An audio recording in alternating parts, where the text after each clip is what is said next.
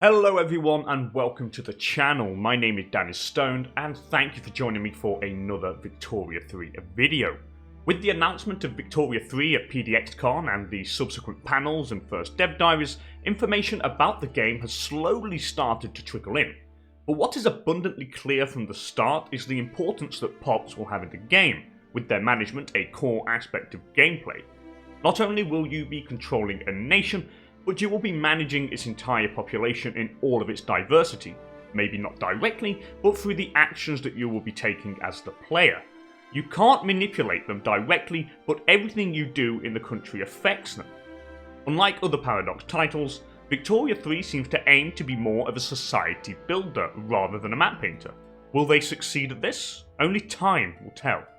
But moving back to the Pops of the game, who seem to boast an insane amount of diversity, be it in terms of social, religious, cultural, economic and political differences, this is a video going through what we know so far concerning this cornerstone of the game, based on all the relevant information provided at PDX CON, the panels, and of course the first official dev diary centered around Pops, which itself is an indicator of how important these are to the world of Victoria 3. And of course, how these Pops interact within the vastly developing world through the trials and tribulations brought by the Industrial Revolution. Now that introduction is out of the way, let's dive right into the video, the Pops of Victoria 3, what we know so far. First of all, let's take a look at what Pops are and provide a basic definition, and then work from there. They are essentially the men, women and children of your nation, and the lifeblood of your country. Working in the industries and paying your taxes, they are the driving force of the economy. As soldiers in your wars, they are the sword and shield of your nation, and operate the political institutions. Without them, your nation collapses. They are organic entities evolving and changing over time. Pops are born, Pops die, and thus the number fluctuates over the years. They are living, breathing entities, each with their political beliefs, cultures, religion, and these can change over time. Pops are also fluid and not stagnant. Vertical mobility is possible, with Pops being able to move up and down the different social standings. Some Pops may be able to gain access to the higher echelons of society if they accumulate enough wealth. Horizontal mobility is also possible, with Pops being able to migrate to different states in search of better living conditions. They also have needs, and this depends on the social standing of the Pops. The lower echelons of society have more rudimentary needs than their wealthier counterparts, needing only the basic necessities to fulfill their needs, while the upper echelons may require more exquisite and exotic goods to be satisfied.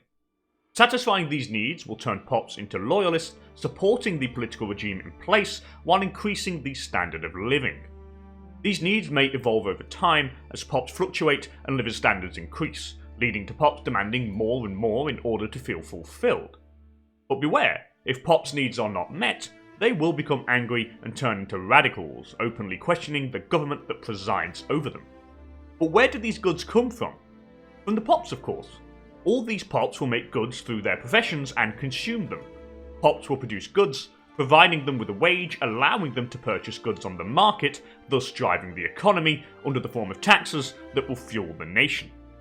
But now begs the question, how many are there, how are they organised, and how are they represented on the map? At the start of the game, there are over 1 billion Pops spread throughout the world of Victoria 3, with varying degrees of living standards and economic wealth. Of course, the European nations that have started to industrialise at the start of the game will be living in a more developed economy. About 800 million of the Pops, however, will be living in a subsistence-based economy, catering only to the basic needs of the people. Pops are organised into professions that reflects the type of job it carries out in the building where they work. At the moment, we know of the aristocrat, capitalist, bureaucrat, officer, shopkeeper, machinist, labourer, and peasant profession.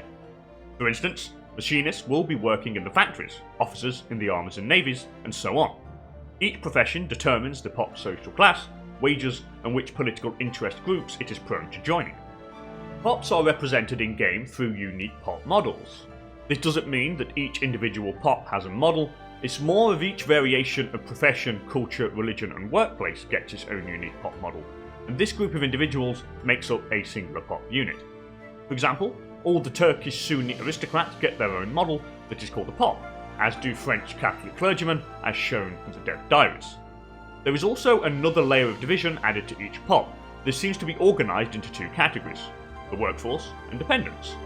Members of the workforce keep the buildings of the game operational, and in return, they get a wage. Those who can't work, such as maimed soldiers and the elderly, and those who are not permitted, such as women, are called dependents. They collect only a small income from odd jobs and government programs. However, there are laws that will affect which POP is placed to which category. As an example, at the start of the game, most countries do not accept women in the workplace. But by reforming laws, you can make these dependents, such as women, join the workforce over time. Their destiny is up to you. In essence, the biggest vibe that we are getting out of all the information received so far is that Victoria 3 is striving to be a society builder rather than a traditional map painter. POPs and the economy are intricately linked, reacting to the changes to the world that surrounds them. I, for one, am really excited about what I'm seeing, being a big fan of POP management, and I look forward to seeing if Paradox can successfully link POP management and economy with the ever-fluctuating POP dynamics in a way that will seem as organic as possible. Hopefully, this video will have provided you with all the information we currently have on POPs in a format that is easy to follow. If you enjoyed the video, please consider hitting that like button, and if you are feeling particularly generous, please start fabricating a claim on the subscribe button so that you will never miss a video. And with all that said and done, thank you all for joining me, and I shall hopefully catch you all in the next one. Bye for now.